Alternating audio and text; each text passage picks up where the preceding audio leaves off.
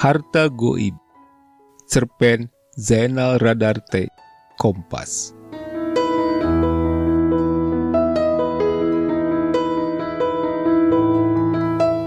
Ketika Pak Sobrak datang ke kampung kami 3 tahun lalu, tak ada yang menaruh curiga padanya. Lelaki itu kurus, kulitnya legam, dan rambutnya nyaris memutih meski usianya belum terlalu tua. Ia hanya membawa sebuah tas lusuh, sajadah tipis, dan sebuah buku tebal semacam kitab. Ia selalu mengubar senyum ramah setiap kali berjumpa siapa saja. Orang mengira ia perantau biasa. Barangkali ia sedang mencari pekerjaan atau pengelana yang sedang mencari sanak saudara yang hilang. Tetapi sejak awal, tatapannya tak biasa. Pandangannya jernih, lembut, dan setiap kata-kata yang keluar dari mulutnya seperti dari kedalaman hati yang kenyang pengalaman. Rumah kosong milik Pak Parto yang sudah lama tak ditempati, ia sewa seadanya. Atapnya bocor, dinding papan sudah rapuh. Namun ia betah di sana. Dalam sebulan, ia mulai dikenal. Anak-anak betah mendengar petuahnya tiap ba'da maghrib. Orang-orang tua perlahan mendatangi rumahnya untuk berobat. Katanya ia pandai meracik ramuan dari daun dan akar-akaran yang tumbuh di sekitar kampung.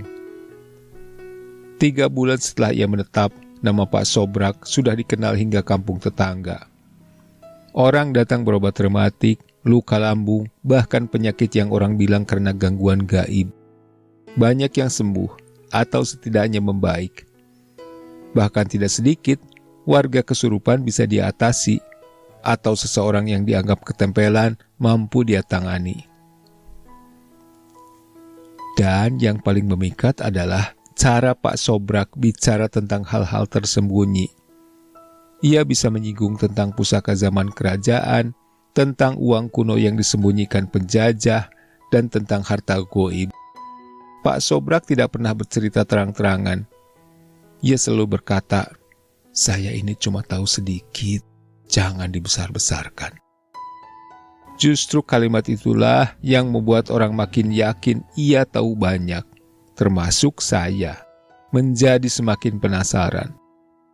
Saya benar-benar ingin membuktikan kebenaran setiap kata yang diucapkannya. Di warung kopi, Markum, tetangga saya yang paling gemar menimba cerita, sering mengulang kata-kata Pak Sobrak dengan penuh semangat. Pak Sobrak bilang, dulu ada laskar Pajajaran yang mengubur emas batangan di bawah pohon beringin dekat kali. Katanya ada juga peti berisi uang kepeng dan dirham yang dibawa dari Tiongkok. Bahkan beliau sempat mimpi Bung Karno menitipkan emas batangan untuk kas negara. Sebagian terkubur di tanah Jawa. Bisa jadi salah satunya ada di kampung kita ini. Bukankah harta itu disimpan di sebuah bank? Di mana? Di Swiss katanya? Tanya yang lain. Entah mendapat kabar keberadaan harta itu dari mana. Di bank Swiss tetap ada, tapi lebih banyak yang tersebar di tanah kampung kita ini. Kata-kata Markum begitu meyakinkan kami semua, termasuk saya. Kabar itu cepat menyebar. Orang-orang mulai berbisik-bisik. Malam-malam jadi riuh oleh harapan baru. Beberapa orang datang diam-diam ke rumah Pak Sobrak. Kadang membawa pisang, kadang sekadar rokok untuk menemaninya berbincang. Sampai akhirnya, pada malam Jumat Kliwon yang sunyi, Pak Sobrak mengumpulkan beberapa orang terdekatnya, Pak Darlan, Markum, dan saya. Ia menggelar sajadah, duduk bersila, lalu berkata pelan, "Tanah ini memang menyimpan sesuatu. Saya sudah mimpi 3 malam berturut-turut. Ada harta besar yang menunggu diangkat. Tapi tidak semua orang bisa membawanya ke permukaan. Ada adab, ada mahar, ada ikhtiar. Kalau salah langkah, bisa celaka." Kami menatapnya dengan mata membelalak. Bayangan emas batangan, peti uang kuno, dan kekayaan yang bisa mengubah nasib berkelebat di kepala. Saya sudah membayangkan banyak hal kalau harta itu nantinya bisa saya peroleh. Saya akan nanggap dangdut paling mahal untuk warga di kampung saya. Selain membangun rumah besar, sudah sejak lama saya ingin membuat stadion sepak bola sekaligus membentuk klubnya. Di tengah lamunan itu, saya tersentak saat Pak Darlan menyikut lengan saya. Saya perhatikan, Pak Sobrak menunduk khidmat. Kalau kalian serius ingin mendapatkan harta goib itu, kita bisa usahakan. Tapi perlu modal. Untuk alat gali, sesajen, mahar, dan perjalanan batin.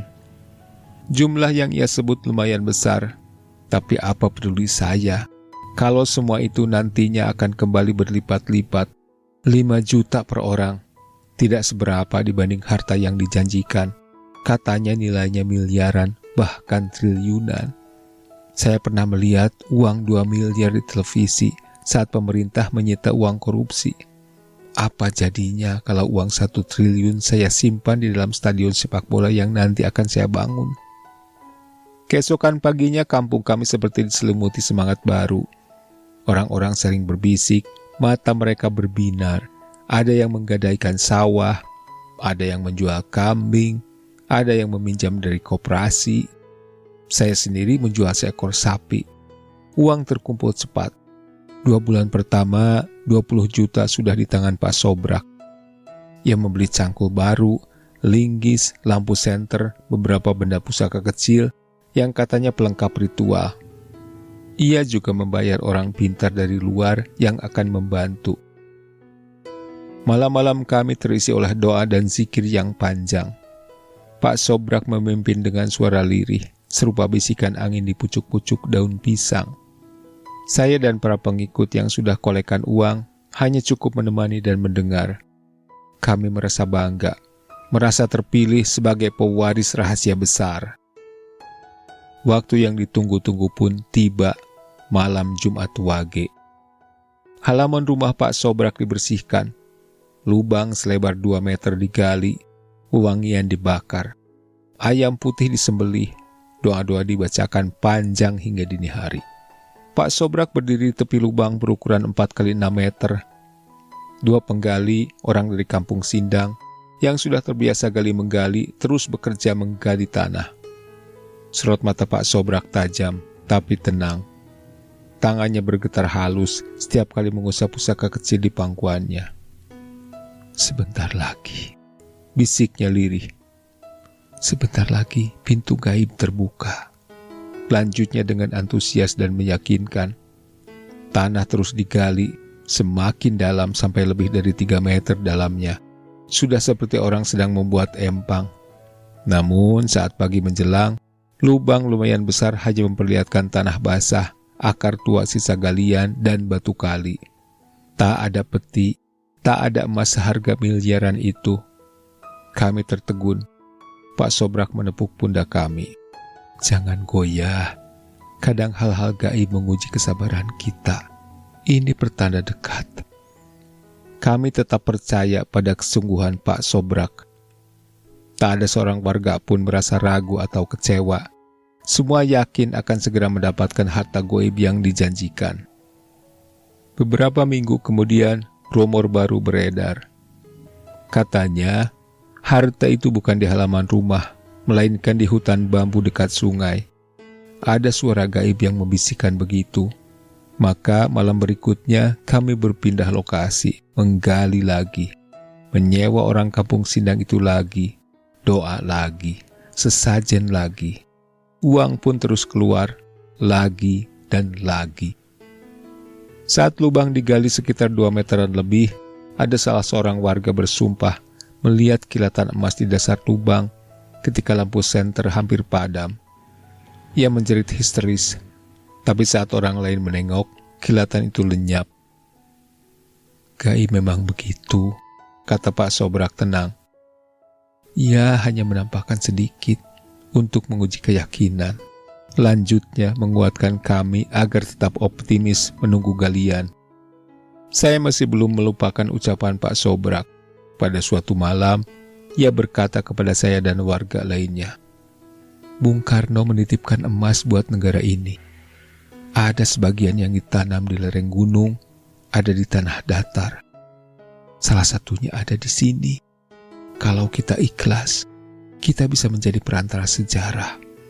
Bayangkan, emas Bung Karno dan emas Pajajaran akan kita angkat, dan kalian akan jadi saksi. Mata kami panas oleh api harapan. Bahkan Pak Darlan yang biasanya hemat bicara ikut berujar, "Kalau benar emas Bung Karno ada di sini, kita akan kaya 12 turunan."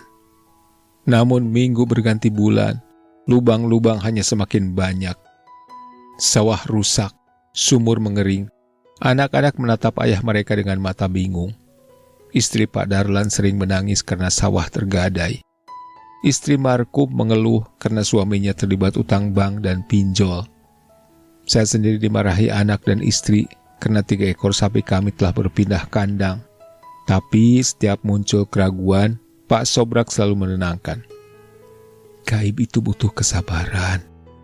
Orang yang tidak sabar akan dikalahkan oleh hawa nafsunya. Emas hanya akan muncul pada jiwa yang bersih. Kami terdiam. Kata-katanya meninabobokan lagi, membuat semua penderitaan tampak sebagai ujian menuju kejayaan. Hingga suatu subuh, kabar mengejutkan datang. Pak Sobrak hilang. Pintu rumahnya terbuka, tak ada tanda-tanda kejahatan. Semua rapi, sajadah tergelar, kitab tertata, tapi orangnya lenyap. Orang-orang kelimpungan, Markum menjerit-jerit, Pak Darlan tertunduk lesu. Ratusan juta rupiah melayang, tanah tergadai, utang menumpuk, hewan ternak lenyap, harapan sirna.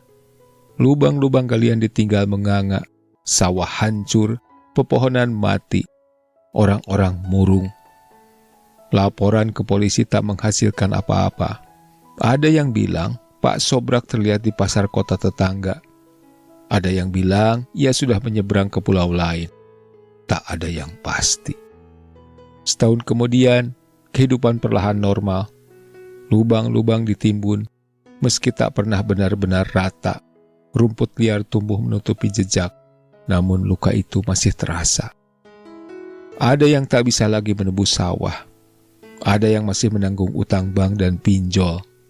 Di warung kopi, Markum sering mengumpat, tapi di balik sumpah serapahnya, matanya masih berbinar tiap kali bicara soal harta goib.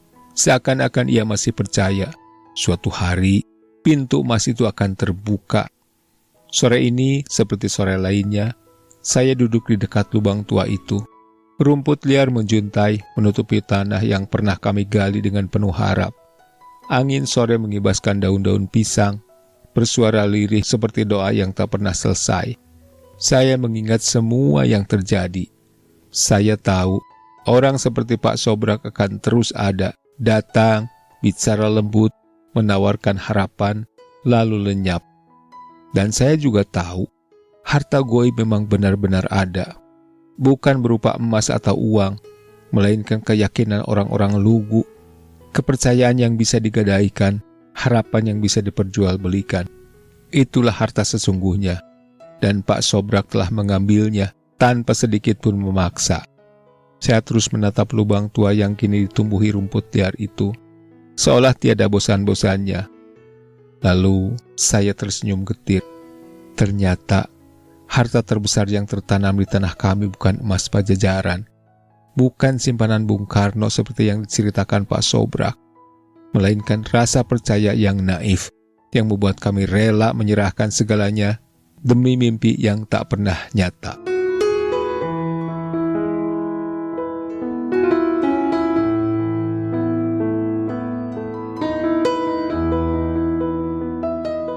Terima kasih sudah menyimak. Tata dan Ami Harja pamit. Selamat menikmati hari yang menyenangkan.